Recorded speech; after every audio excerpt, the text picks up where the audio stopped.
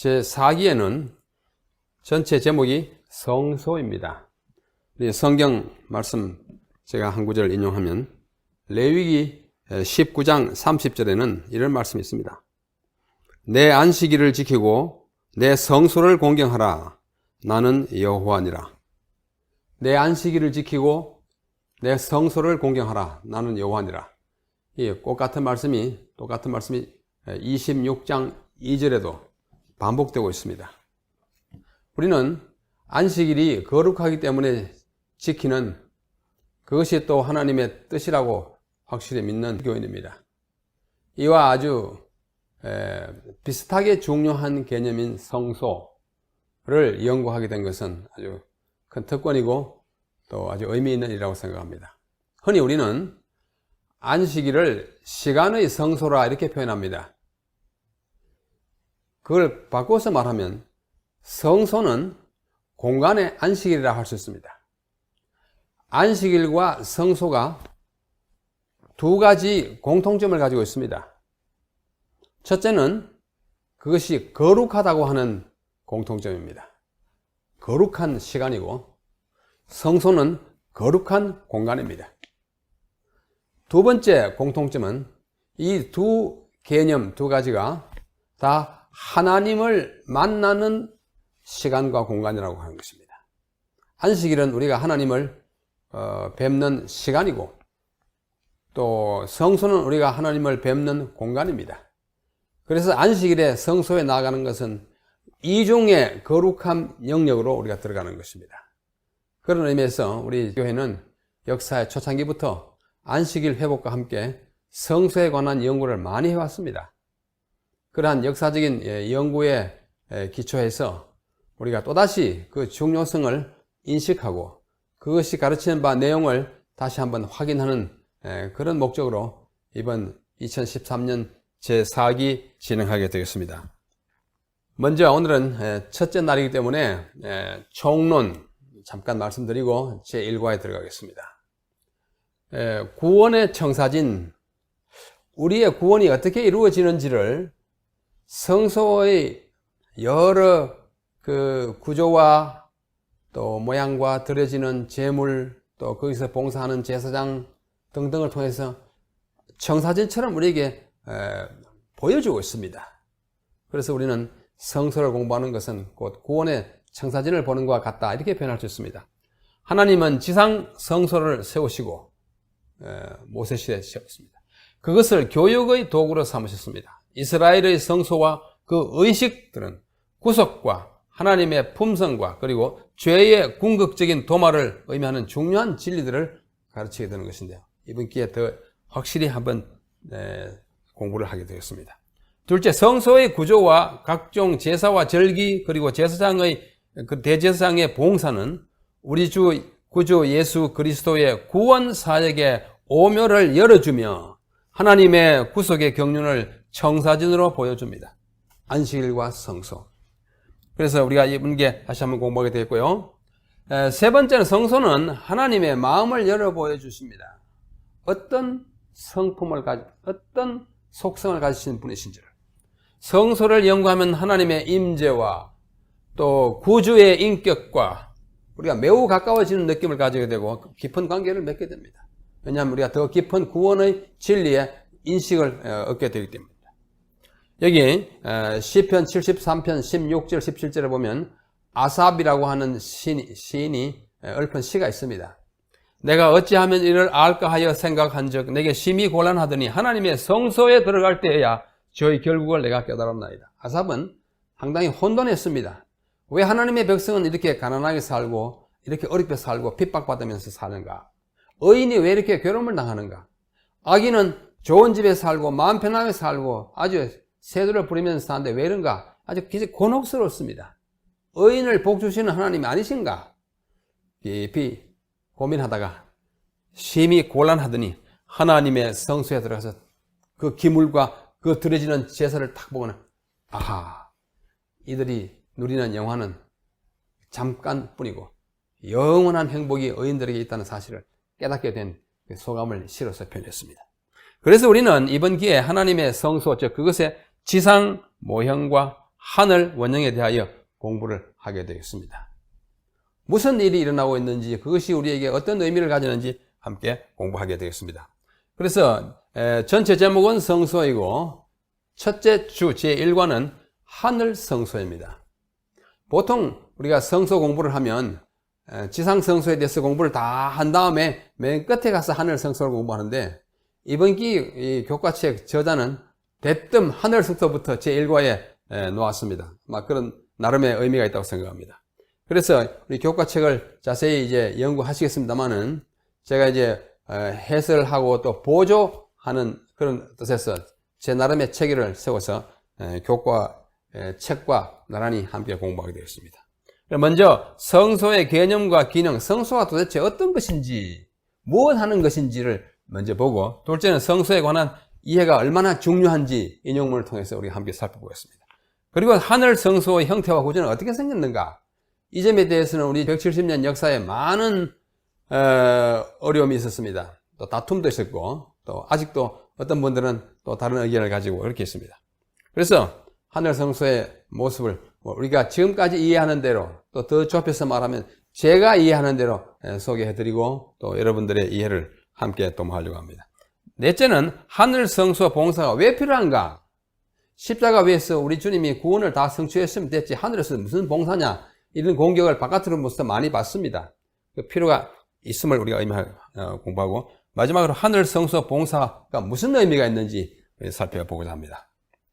자, 그래서 먼저 성소의 개념 그리고 기능을 잠시 보겠습니다. 성소란 무엇인가? 이것은 우리가 제일 먼저 물어봐야 할 대명제입니다. 큰 질문이에요. 성소가 뭐예요?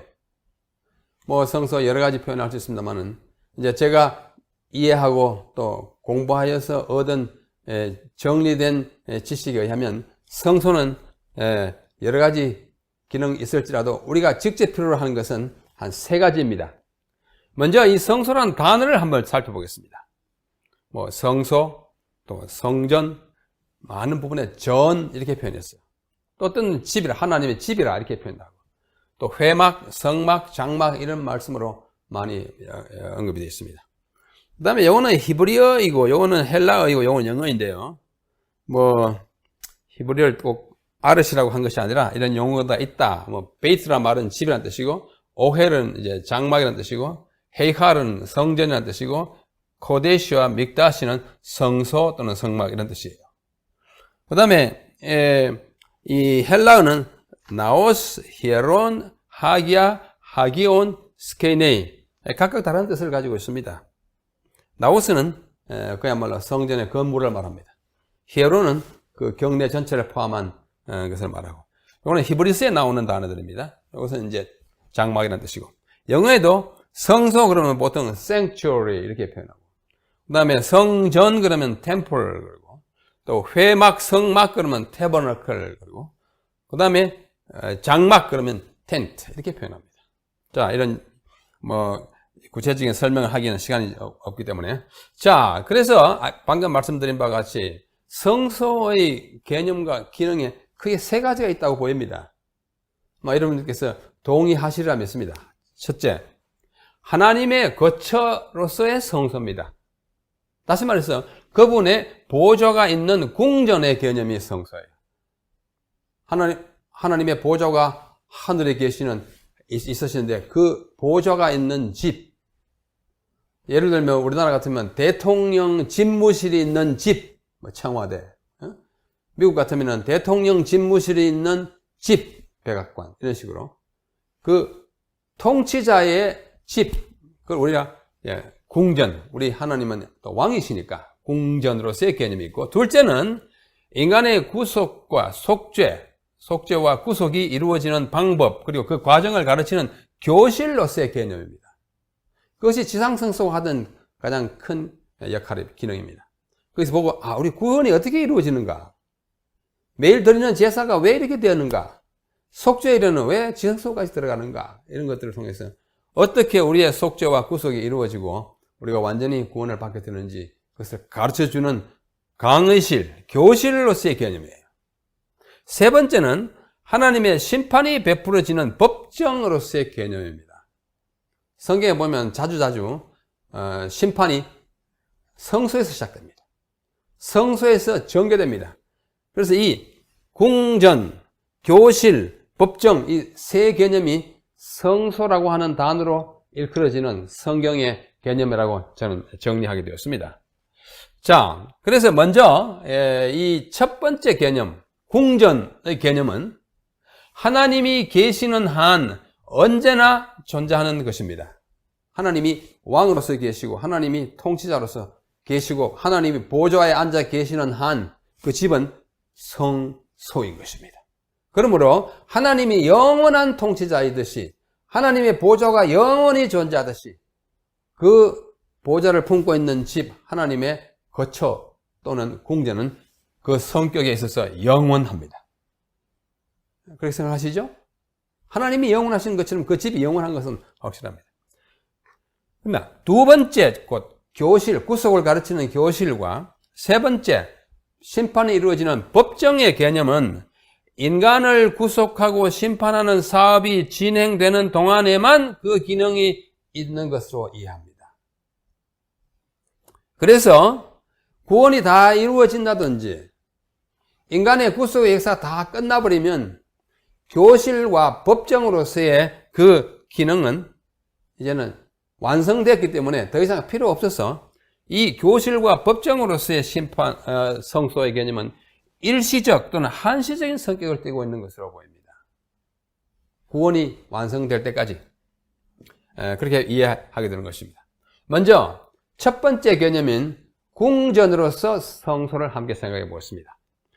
하나님은 주의 거룩한 처소 하늘에서 하감하신다고 신명기 26장 15절에 말씀하십니다.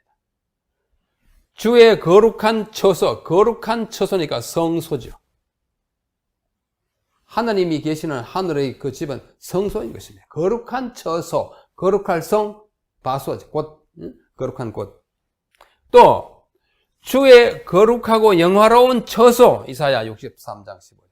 그 처소, 거룩한 영화로운 처소, 그 성소죠. 그곳은 그분의 거하신 곳, 시편 33편 14절. 거하신 곳 하니까 거소 또는 거처인 것입니다. 또 왕 8장에 보면은 계신 곳, 거처죠. 또 성전, 시편 11편에. 또 그 높은 성소, 시편 102편 19절 등등으로 일컬어지는 그곳이 바로 하늘 성소이고 하나님께서 거하시는 곳 궁전이라고 우리는 생각할 수밖에 없습니다. 하나님이 열방을 치리하시며 하나님이 그 거룩한 보좌에 앉으셨도다. 왕이시니까. 그러니까 그 보좌실 또는 집은 영원히 있는 것입니다. 주의 보좌는 예로부터 견고히 있었으며 주는 영원부터 계셨나이다. 그러므로 그 보좌와 그 성전 또는 궁전은 영원한 것입니다. 여호와께서 그 보좌를 하늘에 세우시고 그 정권으로 만유를 통치하시도다. 이것이 다 하늘 성소 곧 하나님의 궁전으로서의 개념의 성소를 이야기하는 성경 구절이라고 생각됩니다.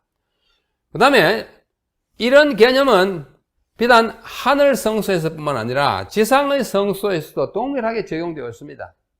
맨 먼저 하나님께서 성소를 짓게 하신 것은 모세를 통해서인데요. 하나님께서 출애굽 과정에 모세에게 성소를 짓도록 명령하실 때 출애굽기 25장 8절에 이렇게 말씀하십니다. 내가 그들 중에 거할 성소를 그들을 시켜 나를 위하여 지어라. 이렇게 말씀하세요. 그래서 성소를 지어라. 왜? 내가 그들 중에 거할 거처인 것입니다. 비록 광야에 지은 작은 천막 같은 집이지만 하나님이 거하심으로 그것은 궁전에 못지않은 것입니다. 또 솔로몬이 즉위한 지 4년 만에 성전을 짓지 않습니까? 그 성전을 다 끝나고 나서 그 규모가 굉장히 엄청났어요. 앞에 모세를 통해서 지었던 성막에 비하면 아주 궁전에 가까운 큰 건데 그 화려함이 극에 달했어요. 그때 여호와의 영광이 여호와의 전은 성전도 되고 궁전도 돼요. 성전에 거하였다. 하나님의 영광에 거하시는 것은 하나님께서 거기 임재 거하시는 것을 뜻하는 것입니다. 이와 같이 하나님이 거하시는 성전, 궁전이 곧 하나님의 성소였습니다. 그때 솔로몬이 이렇게 말합니다. 내가 주를 위하여 계실 전을 건축하였으니, 계시는 곳이잖아요. 계시는 전, 또 주께서 영원히 거하실 처소, 거처로소이다라고 열왕기상 8장 13절에 기도를 한 것입니다. 그리고 이제 세월이 많이 지난 다음에 에스겔은요, 에스겔은 이렇게 말씀합니다.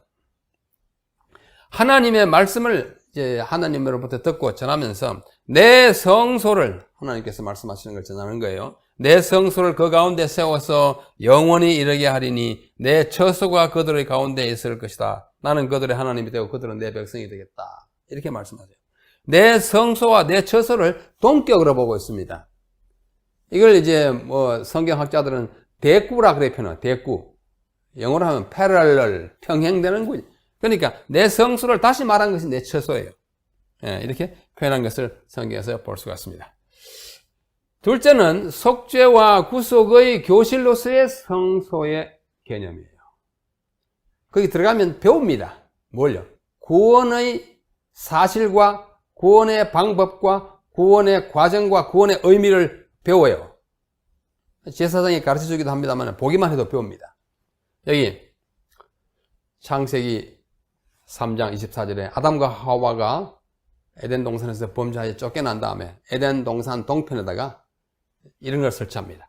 이같이 하나님이 그 사람을 쫓아내시고 에덴 동산 동편에 그룹들과 두루 도는 화염검을 두어 생명나무의 길을 지키게 하시니라. 생명나무가 그 가운데 있기 때문에 못 들어가도록 이렇게 지킨다는 뜻도 되겠지만은 간수하는 의미도 있습니다. 여기 있는 그룹과 화염검은 못 들어가! 하고 막는 역할만 하는 것이 아니라 수위 같은 역할을 합니다. 안내도 하고 보호도 하고 들어가야 될 사람은 들어가게 하고 들어가서는 안 될 사람은 못 들어가게 합니다. 그래서 이미 창세기 3장에 있는 그룹과 화염검은 이미 가장 작은 형태의 원초적인 성소입니다. 그룹이 지성소에 있지 않습니까? 나중에. 그것은 곧 생명나무의 길을 지키는 것입니다. 그 다음에 시편 74편 아까 읽었던 아삽의 시입니다. 내가 어떻게 이걸 알까? 하고 궁리하는데 하나님의 성소에 들어갈 때야 결국을 깨달았어요. 깨달았다는 말은 무엇이에요? 배웠다는 뜻이죠. 인식한 것입니다. 그게 뭐예요? 교실로서의 개념입니다. 들어가니까 이제 알겠어요. 고민 많이 하다가 또 하나님이여 주의 도는 성소에 있나이다. 시편 77편 13절 제임스 왕역입니다. 우리말 성경에는 번역이 좀 다릅니다. 주의 도는 지극히 거룩하다 이렇게 했는데 이 영어 성경은 주의 도는 성소에. 성소에 길이 있어요. 무슨 길요? 영원으로 나아가는 길이 있는 것입니다. 교실인 것입니다. 하나님은 지상 성소를 세우시고 그것을 교육의 도구로 사용하였습니다.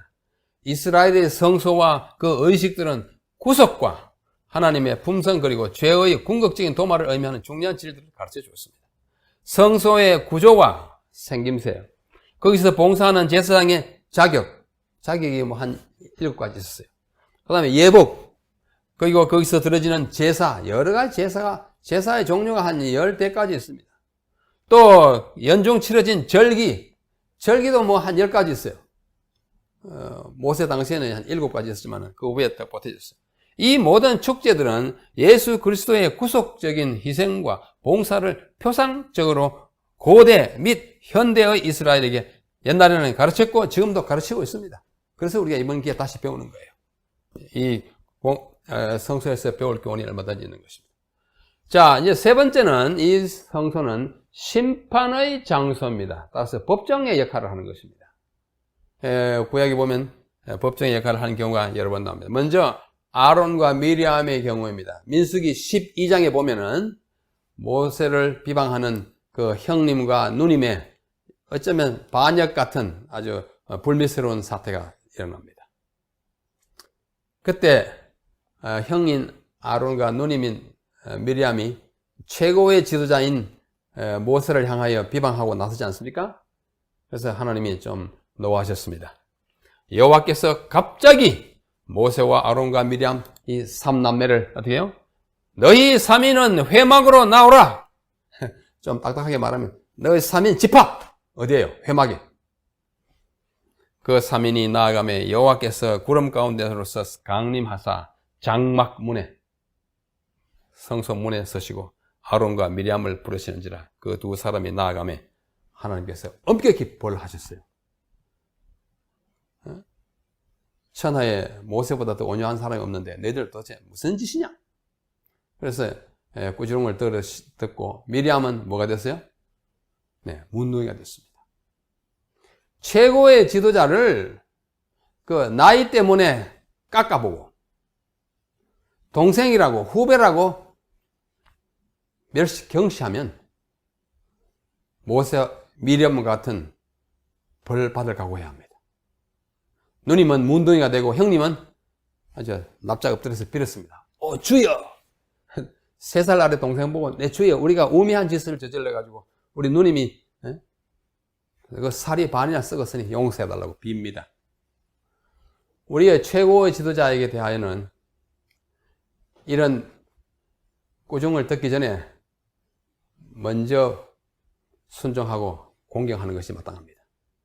그 판결, 징계가 어디서 벌어지는 거니? 성소에서 벌어진 것입니다. 자, 아론과 미리암의 경우라고 또 민수기 16장에 보면 고라 일당에 대대적인 쿠데타 일어납니다. 반역이 일어나요.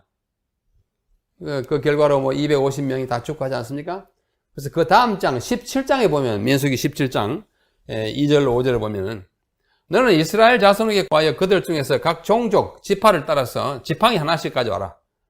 12지파 다 가져오고 레위 지파는 아론의 아주 뭐랄까요 말라깽이 같은 깡깡 마른 그 지팡이를 가져와가지고 각각 이름을 써가지고 왔어요. 그래서 이는 너들의 종족의 각 두령이 지팡이 하나씩 있어야 할 것입니다. 그 지팡이를 회막 안에 성소 안에 내가 너희와 만나는 곳 증거궤 앞에 두라. 하룻밤새 어떻게 해요? 누가 하나님의 택한 지파인지 알라. 이터널 갖다 내어보니까 어떻게 해요? 11개의 지팡이는 그대로 마른 지팡이고 더 말랐던 아론의 지팡이, 곧 레위 지파를 대표하는 지팡이는 순이 나고 잎이 돋고 열매까지 맺혔어요. 그 부활의 능력, 생명 결실의 능력이 바로 이 레위 지파에 있다는 사실을 알려주는데 그것이 어디에서 판결나는 거 하니 바로 증거궤 앞 회막 안에서 판결난 것입니다. 또 에스겔과 다니엘, 이 늙은 자와 젊은 자 모두 그 이마에 표 없는 사람은 다 죽이는데 내 성소에서 심판은 성소에 시작합니다. 성소가 정결하게 되겠다고 다니엘서도 얘기합니다. 성소는 심판이 이루어지는 장소입니다. 요한계시록에서도 천사도 나오고 여러 가지 나오지 않습니까? 다른 천사가 성전으로부터 나옵니다. 나와가지고 구름 위에 앉은 이를 향하여 음성으로 말하기를 낫을 휘둘러라. 거둘 때가 되었으니 심판, 추수하는 것입니다. 또 다른 천사가 하늘에 있는 성전에서 나와가지고 이한 낫을 가졌어요. 이한 낫은 뭐예요? 거두는 거 아닙니까? 심판이에요. 이런 것들이 다 법정으로서의 우리 하나님의 성소를 말해주는 것입니다. 그 다음에 이 성소에 관한 이해는 대단히 중요합니다. 우리 안식일에 관한 이해가 중요한 것과 거의 버금가게 성소에 관한 이해가 중요합니다. 아까 말씀드리지 않았습니까? 레위기 19장 30절, 그 다음에 16장 2절에 너희는 안식일을 거룩하게 하고 지키고 성소를 공경하라 했어요. 그래서 여기 보면 우리 하늘 성소에서 이루어지고 있는 봉사에 대하여 올바로 이해하는 것은 우리 신앙의 기초가 된다. 복음전도 221페이지. 신앙의 초석이에요. 셋째 천사의 기별은 전파되어야 하며 신자들의 마음은 하늘 성소에 집중되어야 한다. 가운데 설명하는 건 여러분 읽으십시오. 우리의 마음의 집중이 어디가 하늘 성소에 있어야 된다고 말씀하시죠. 또 여러 말씀하십니다. 하늘에 있는 성소는 인류를 위한 그리스도의 사업의 바로 중심이 된다. 중심이 돼. 이 문제는 모든 사람이 충분히 연구하여서 저희 속에 있는 소망의 까닭을 묻는 자들에게 능히 대답할 수 있도록 하여야 할 것이다. 충분히. 이번 기회, 2013년 제4기에 성소에 관해서 정말 충분히 연구하여 깨닫기를 간절히 바랍니다. 또 이렇게 말씀하십니다. 우리는 다니엘과 요한에게 보여준 계시 가운데 나타난 성소의 문제에 관하여 똑똑히 알 때까지 연구를 거쳐서는 안 된다. 아까는 충분히 하라고. 이거는 똑똑히 알 때까지 거치지 말라고 합니다. 복음전도 223페이지. 그것은 우리에게 빛을 주는 것입니다. 확실한 증거를 주는 것이기 때문에 그렇습니다. 또 이렇게 말씀하십니다. 이것은 또 복음전도에 자주 말씀하신 것이고 리뷰 앤 헤럴드에 나왔던 것입니다. 그리스도께서 성소를 정결케 하고 계시는 동안 지금 그렇게 하고 있어요. 지금 시점이 참 중요합니다. 이 지상에 있는 예배자들은 우리는 저희 생애를 열심히 살펴야 하고 저희 품성을 의의 표준과 비교해 보아야 합니다. 하늘 성소에 하나님의 백성들은 이제 그들의 눈을 고정시켜야 한다. 굉장히 강조하셨어요. 우리가 맨날 하늘 성소만 생각할 수는 혹 없다 할지라도 이번 기회에 좀 똑똑히 알도록 또 좀 거의 끝내주는 연구를 한번 하실 수 있으면 얼마나 좋을까 그런 생각을 가지게 됩니다. 장차 온갖 종류의 속임수가 일어날 것이며 우리는 든든히 설 수 있는 확고한 기반이 요구된다. 그 다음 영혼의 원수는 성소가 없다는 교리와 같은 거짓 교리들을 끌어들일 것이다. 성소가 없다 하면 거짓 교리라고 말합니다. 영혼의 원수가 하는 일이라고 말합니다. 성소 문제는 믿음에서 이탈하는 자들이 따지는 문제 중에 하나가 될 것이다. 성소 없다고 자꾸 이렇게 하는 사람들은 이 말씀을 인용하시기 바랍니다. 자, 그러면 하늘 성소는 어떻게 존재하고 모양이 어떤가, 구조가 어떤가 한번 생각해 봐야 합니다. 계시된 만큼만 이해할 수 있어요. 하늘에 성소가 있는가라는 질문을 하면 여러분 어떻게 대답하십니까? 뭐 있다 없다 그러겠죠. 그러나 이 질문에 대해서는 대답을 하기에 앞서 좀 더 따져봐야 할 사항이 있습니다. 도대체 성소가 뭐냐 하는 것이에요. 아까 제가 성소의 개념이 적어도 3개 있다고 말씀드리지 않았습니까? 하나님의 궁전, 또 우리의 구원을 가르치는 교실, 그리고 심판이 베풀어지는 법정, 이것 중에 어느 걸 말하는지 좀 먼저 확인하고 답을 하는 것이 오답을 피하는 길일 것입니다. 하늘에 성소가 있느냐라는 질문은 마치 청량리에 그 건물 있느냐 하는 거나 비슷합니다. 청량리에 그 건물이 있느냐 물으면 대답 어떻게 합니까? 무슨 건물? 이거 물어야 되잖아요. 그러면 구체적으로 뭐 어떻게 생긴 건물. 그래서 건물 중에서도 뭐 경찰서냐, 무슨 뭐 청량리 역이냐, 뭐 백화점이냐, 뭐 구두방이냐, 음식점이냐, 뭐 이렇게 물어야 되는 거 마찬가지예요. 건물이라고 해가지고 뭐 아무거나 가르치는 건 아니니까요. 그렇죠?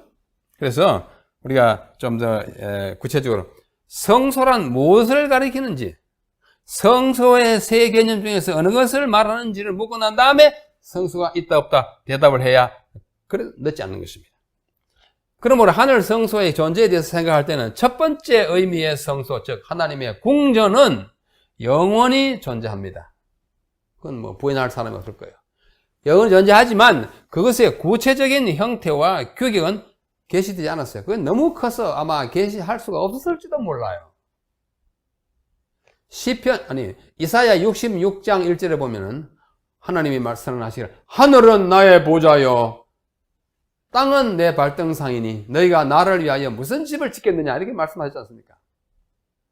우리는 이 왜소한 이런 환경 가운데 있기 때문에 뭐 건물 짓는다 하지만 하나님이 너무 크셔서 그러므로 그러한 궁전으로서의 성소는 영원히 존재할지라도 그 규격과 형태는 성경에 이렇다 하지 않고 하여튼 엄청나게 크다는 정도로만 말씀.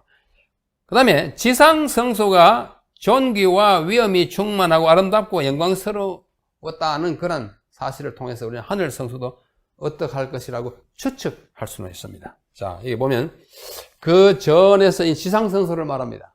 그 성전에서 모든 것이 말하기를 영광이라. 지상 성소 보고 그렇게 영광을 느꼈다면 하늘 성소 보면 엄청난 영광을 느낄 거예요.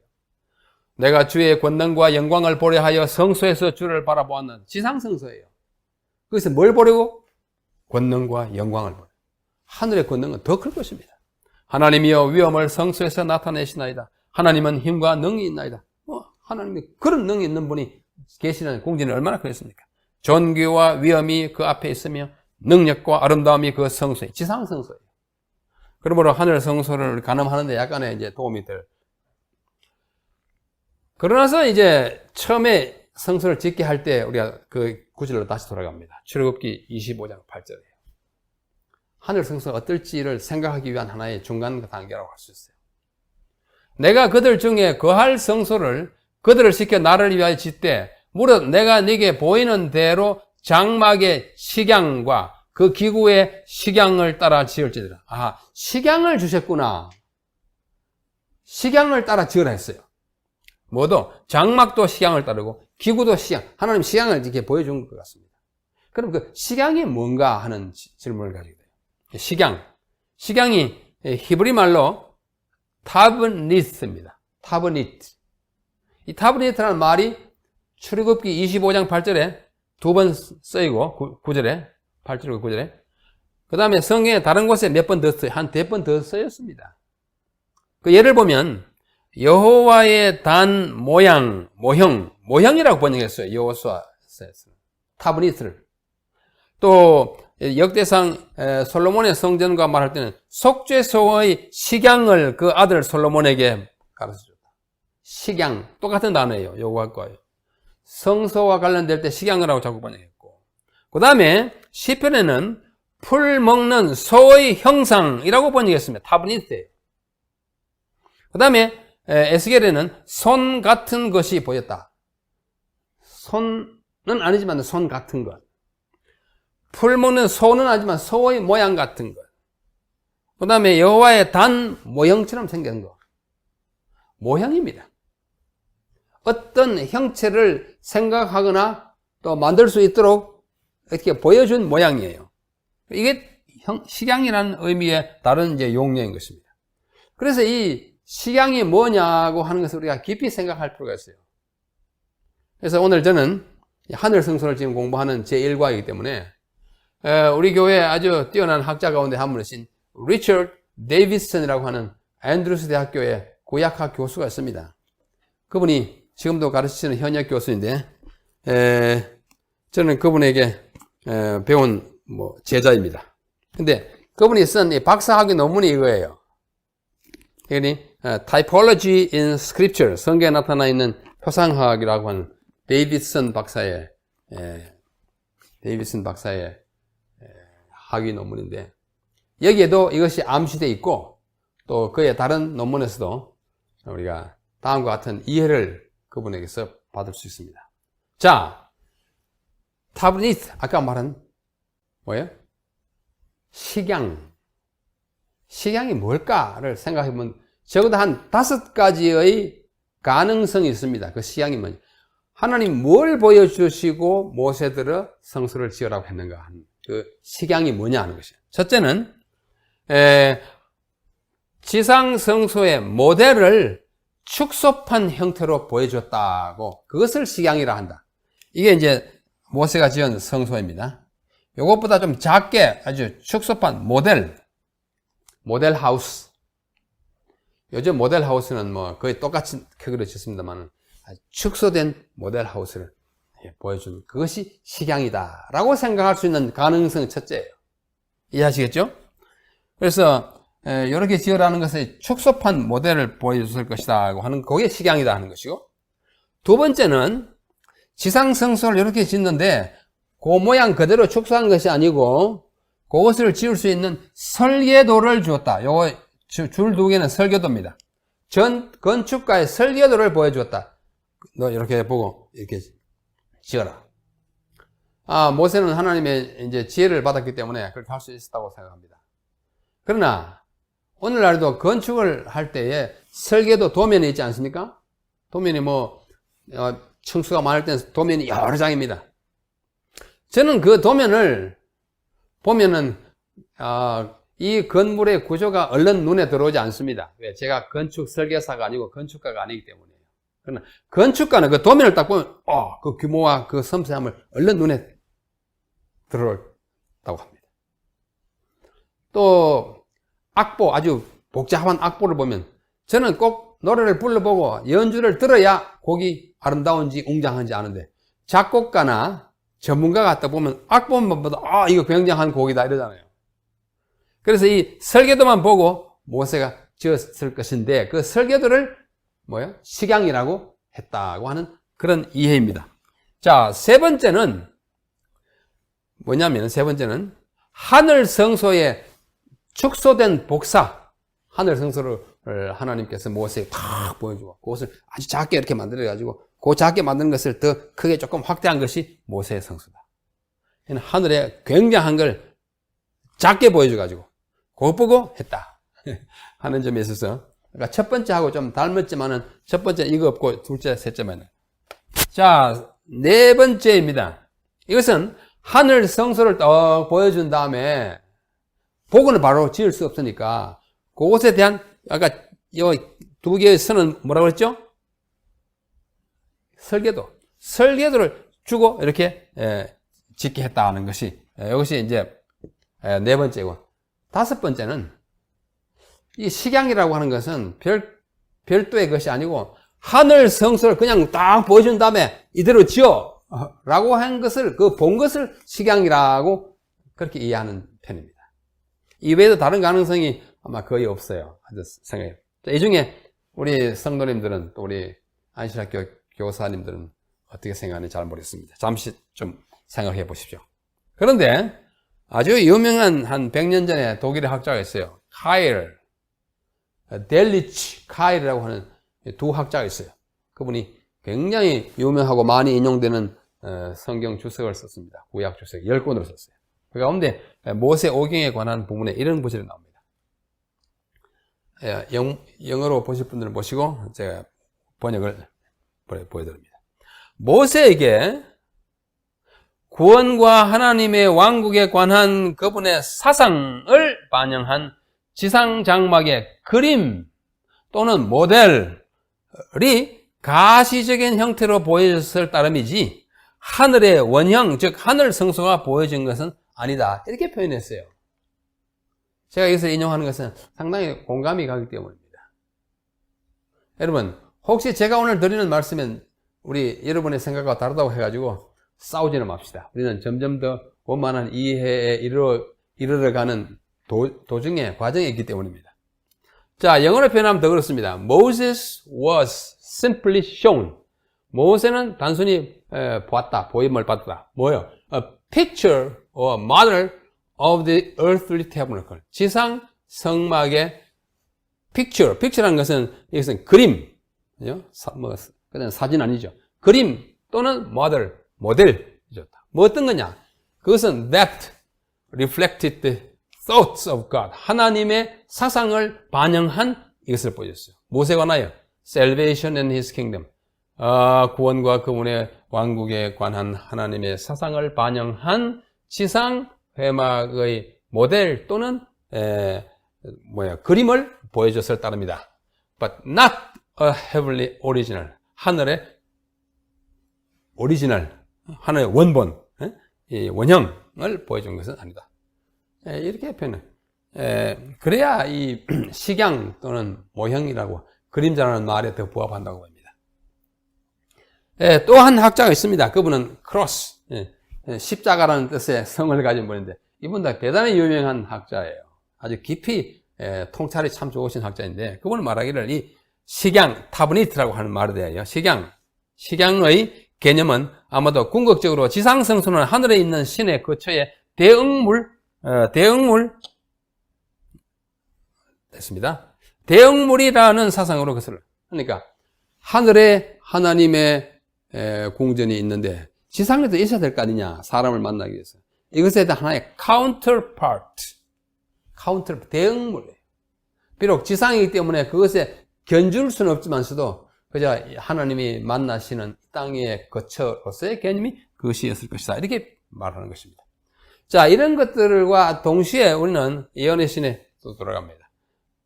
부조와 선지자 343페이지예요. 이 구절을 좀 잘 보시기 바랍니다. 자, 하나님께서는 산에서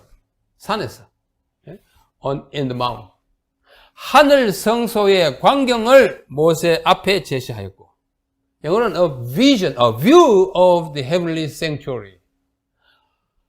하늘 성소를 다 그냥 보여줬다는 것이 아니라 하늘 성소의 뷰, 계관, 하늘 성소의 광경을 보여. 왜냐하면 모세가 직접 가지 않았잖아요. 지상에서 지금 하느님께서 보여주는 걸 보였기 때문에 그건 뷰예요.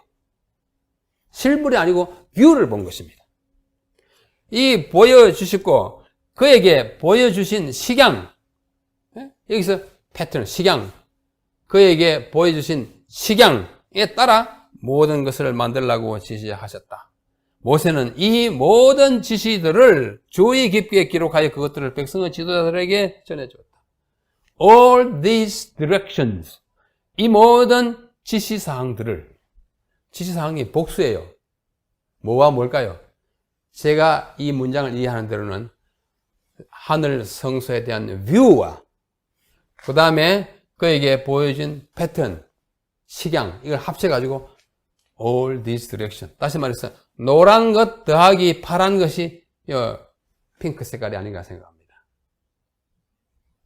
한번 그렇게 이해해 보시면 좋겠어요. 또 보지와 선지자 같은 책에 보면 하나님께서 친히 모세에게 성소의 구조를 도면으로 보여주시고, 우리말로 도면이라고 보여주는데 영어는 plan of structure, 도면. 구조의 설계, 플랜이 보는 설계도입니다. 설계도. 구조의 설계도로 보여주시고 그 크기와 형태와 사용할 재료들과 그 안에 비치해야 할 모든 기구들에 대해서도 상세한 particular 지시들, direction, 아까 direction, 그 direction 늘 주셨습니다. 손으로 지은 성소는 참것의 그림자요 하늘에 있는 것들의 모형입니다. 즉 우리의 대제사장 그리스도께서 그의 생명을 희생제물로 바치신 후 죄인을 위하여 봉사하기로 되어 있는 하늘 성소의 축소판입니다. 이 축소판을 가령 축척 5,000분의 1 축소판, 그런 축소판이라고 보는 것은 너무 문자적입니다. 아주 축소해가지고 그 모양도 축소하고 또 구조도 좀 축소하고 한 모양이에요. 그럼 지상 성소를 보고 하늘에 똑같은 5,000배 확대된 거 있다고 생각하는 것은 그렇게 바람직하지 않다고 생각합니다. 그래서 여기에 plan, 그 다음에 direction 이런 단어들이 암시하는 바가 제가 지금 말씀드린 내용과 일치한 것입니다. 이 모든 점에 비춰볼 때 아까 1, 2, 3, 4, 5 중에 네 번째인 하늘 성소를 아까 뷰 보여주고 그 다음에 뭘요? 패턴, 식양을 설계도 형식으로 또는 지시사항의 형식으로 보여주신 것이 보고 모세가 그랬을 것이다. 그래서 그 식양은 아마 이런 것일 것이다. 이렇게 이해할 수 있게 되는 것입니다. 자, 우리는 여기 이제 하늘 성소 봉사가 왜 필요한가를 좀 우리 생각해 봐야 합니다. 시간이 지금 제한되기 때문에 제가 빨리 합니다. 이 문제에 대하여 답을 하려면은 먼저 구원의 시제가 3개 있다는 걸 먼저 인식해야 하셔야 돼요. 당신은 구원을 받았습니까? 우리 장로님 구원 받았습니까? 대답해 보세요. 대답하기 조금 주저주저 되지 않아요. 누가 저한테 질문해, 당신 구원 받았냐 그러면 구원 받았다고 믿긴 하지만 그걸 받았다고 막 주장하기에는 좀 어색함이 있습니다. 왜냐하면 보는 바와 같이 받았다 그러면은 참남되거나 주제넘은 일처럼 여겨질 것이기 때문입니다. 지가 완전하다고 구원 받았다고 저렇게 폼 잡냐? 이렇게 생각할 수 있고, 또 아직 안 받았다 그러면 체면이 말이 아니에요. 체면이 안 써요. 30년이나 재림교회인데 후원 받았다고 말 못할 정도면 뭐 하는 거냐? 이렇게 할 수가 있습니다. 그러나 이 둘 다가 다 맞아요. 우리 실정이에요. 한번 보십시오. 왜 그런지 한번 봐야 됩니다. 자, 구원에는 시제가 3개 있어요. 첫째는 과거 시제입니다. 과거. 지나간 일이에요. 바울은 로마서 8장 24절에 우리가 소망으로 구원을 얻었음에 얻었다. 과거로 말하고 있습니다. 우리 헬라어를 혹시 아시는 분들은 이 얻었다는 말이 단순 과거라고 말하는 에오리스트의 형이에요. 에오리스트라는 말은 과거에 일회적으로 일어난 이미 끝난 일을 말할 때 쓰는 시제입니다. 이게 에소세이멘, 이 헬라어인데요. 이게 바로 에오리스트, 단순 과거, 딱 이미 구원 받은 거야. 그렇게 표현하는 시제로 이루어진 것입니다. 바울이 그렇게 말했어요. 또 베드로도 말합니다. 베드로 전서 1장 18절에 너희가 알거니와 너희 조상의 요전한 망령된 행실에서 구속된 것은, 구속될 것이나 구속되고 있는 것이 아니라 구속된 것은 역시 아우리스트입니다. 이미 구속된 거야. 과거로 딱 이미 매듭을 지어놨어요. 바울도 그러고 베드로도 그러고. 둘째는 이 시제가 현재도 있습니다. 현재예요. 바울은 아까는 과거로 말한 바울이 이번에는 여기 고린도전서 15장 2절에서 이렇게 말합니다. 너희가 만일 나의 전한 그 말을 굳게 지키고 헛되이 믿지 아니하였으면 이로 말미암아 구원을 얻느니라. 소제스데라는 말이 현재입니다. 현재. 내가 한 말 잘 지키고 하나님 말씀 잘 들으면 구원을 얻는 거야. 얻는다. 지금 구원 받고 있는 거야.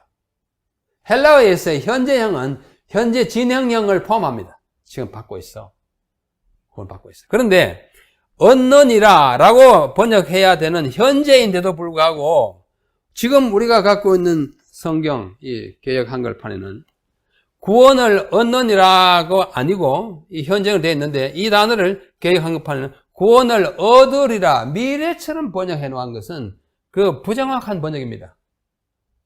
앞으로 얻으리라가 아니고 지금 얻느니라 이렇게 해야 확실하게 현재예요.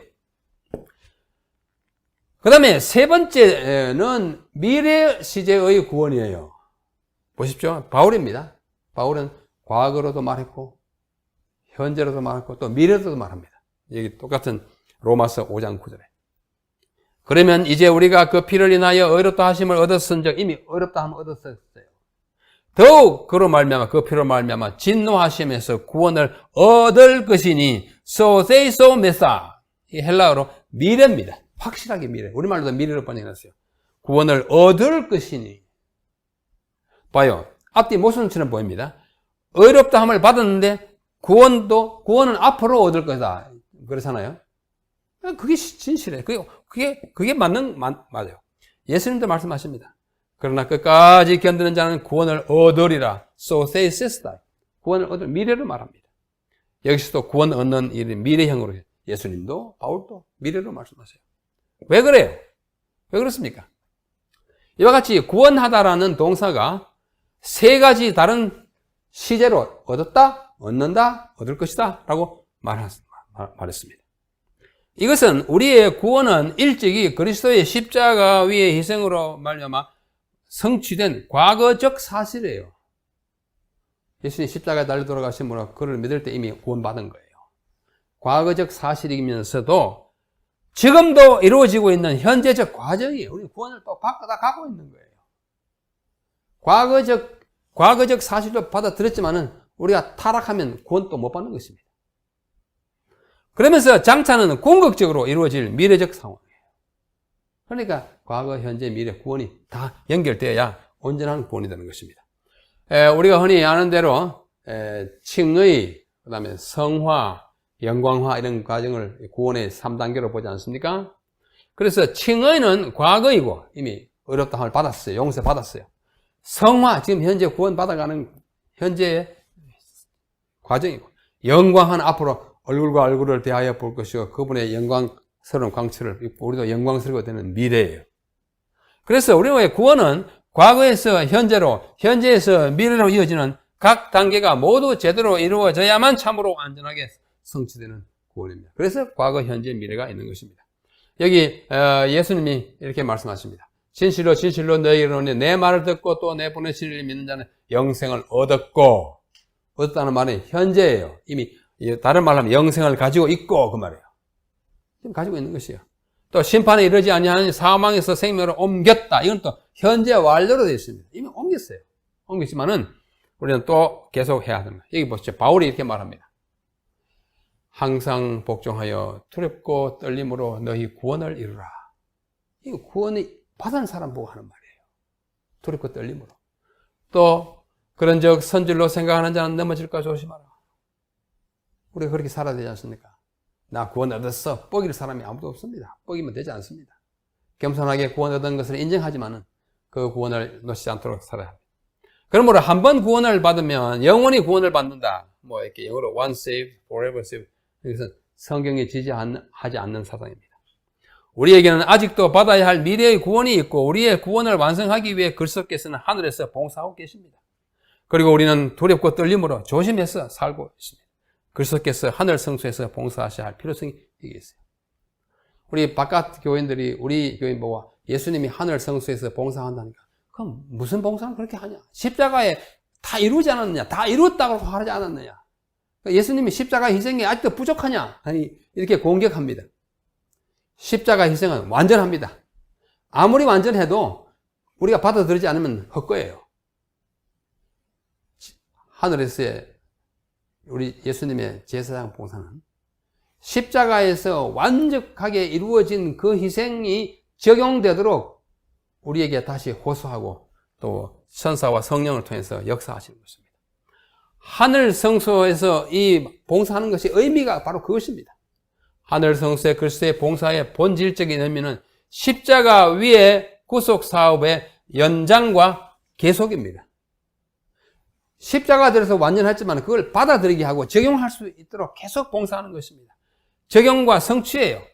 이런 관계를 히브리서 기자는 다음과 같이 말합니다. 그리스도께서 장래 좋은 일의 대제사장으로 오사 손으로 짓지 아니한 곧 이 창조에 속하지 아니한 더 크고 온전한 장막으로 말미암아 염소와 송아지의 피로 아니하고 오직 자기 피로 영원한 속죄를 이루사 단번에 성소에 들어가십니다. 우리 주님의 희생은 완벽한 것입니다. 또 실제적인 것입니다.